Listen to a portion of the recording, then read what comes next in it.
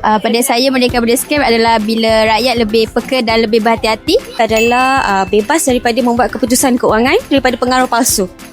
Saya rasa simpanan wang saya tu lebih selamat untuk masa depan. Bagi saya, erti merdeka daripada scam ini adalah saya dapat melindungi diri saya dan keluarga saya daripada scam yang berleluasa.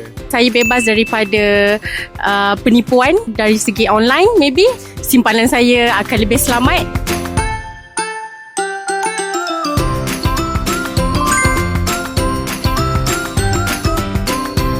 Merdeka daripada scam.